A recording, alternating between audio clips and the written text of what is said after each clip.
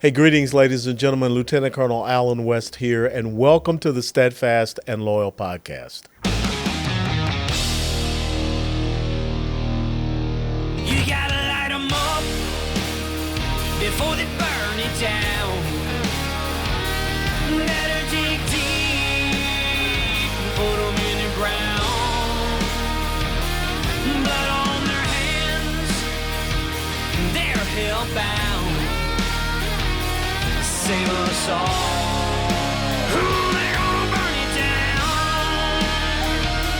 Save us all before they burn it down.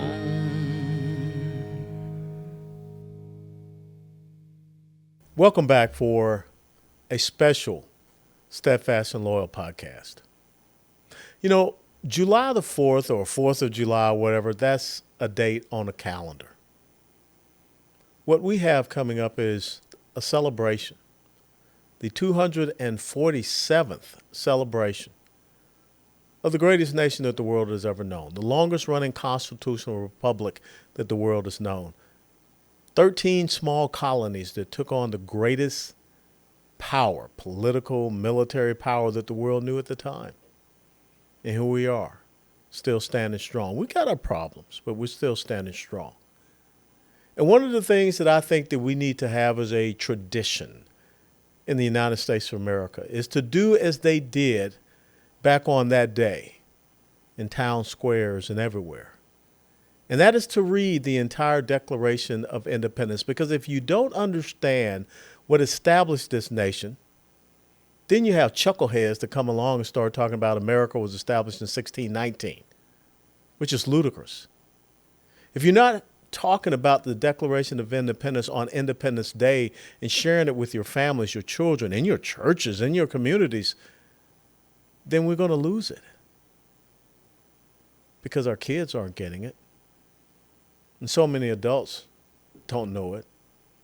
I would almost wager that the most recently made Americans know more about the Declaration of Independence than most Americans do. And those are the people that had to study and understand our Declaration, our Constitution, and all of these things, had to understand our history so that they could become American citizens.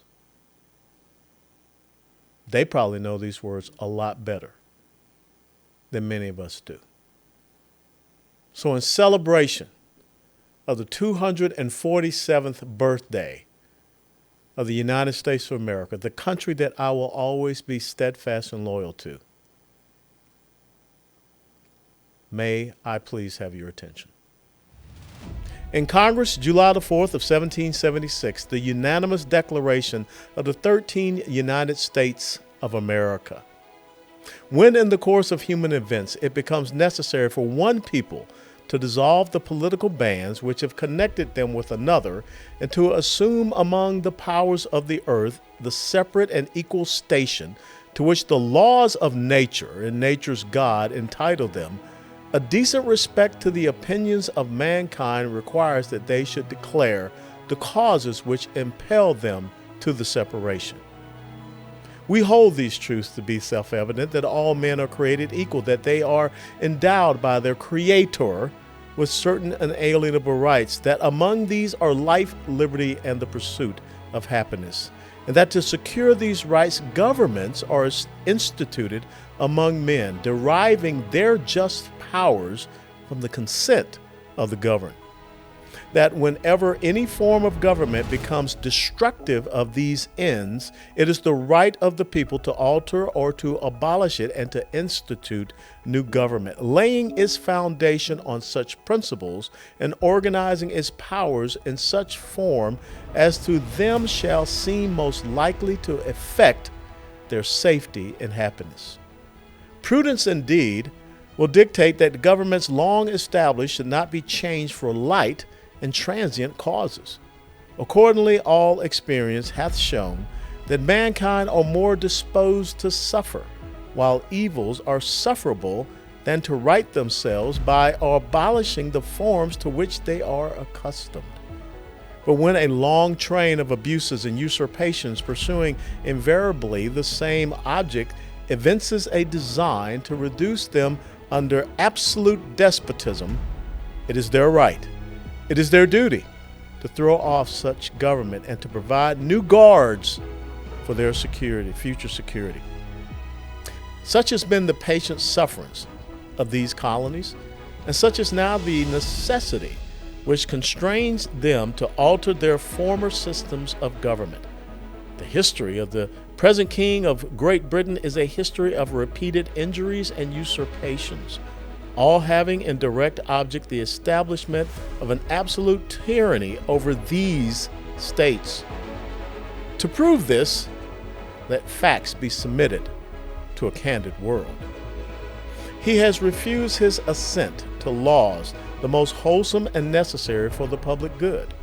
He has forbidden his governors to pass laws of immediate and pressing importance unless suspended in their operation till his assent should be obtained, and when so suspended, he has utterly neglected to attend to them. He has refused to pass other laws for the accommodation of large districts of people, unless these people would relinquish the right of representation in the legislature, a right inestimable to them and formidable to tyrants only. He has called together legislative bodies at places unusual, uncomfortable, and distant from the depository of their public records, for the sole purpose of fatiguing them into compliance with his measures. He has dissolved representative houses repeatedly for opposing with manly firmness his invasions on the rights of the people.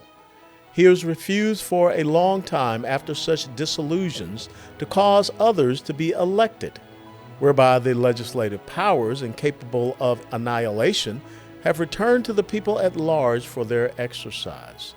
The state, remaining in the meantime exposed to all the dangers of invasion from without and convulsions within. He has endeavored to prevent the population of these states, for that purpose obstructing the laws of naturalization of foreigners, refusing to pass others to encourage their migrations hither, and raising the conditions of new appropriations of lands. He has obstructed the administration of justice by refusing his assent to laws for establishing judiciary powers. He has made judges dependent on his will alone for the tenure of their offices and the amount and payment of their salaries. He has erected a multitude of new offices and sent hither swarms of officers to harass our people and eat out their substance. He has kept among us in times of peace standing armies without the consent of our legislatures. He has affected to render the military independent of and superior to the civil power. He has combined with others to subject us to a jurisdiction foreign to our Constitution and unacknowledged by our laws, giving his assent to their acts of pretended legislation, for quartering large bodies of armed troops among us, for protecting them by a mock trial for punishment for any murders which they should commit on the inhabitants of these states, for cutting off our trade with all parts of the world, for imposing taxes on us without our consent, for depriving us in many cases of the benefits of trial by jury, for transporting us beyond seas to be tried for pretended offenses, for abolishing the free system of English laws and a neighboring province, establishing therein an arbitrary government and enlarging its boundaries so as to render it at once an example and fit instrument for introducing the same absolute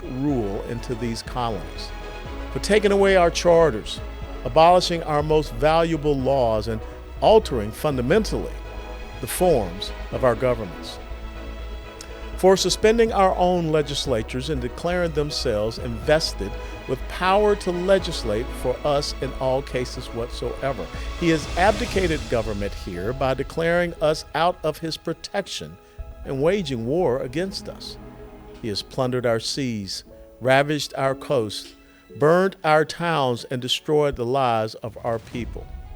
He is at this time transporting large armies of foreign mercenaries to complete the works of death, desolation, and tyranny, already begun with circumstances of cruelty and perfidy scarcely parallel in the most barbarous ages and totally unworthy of the head of a civilized nation.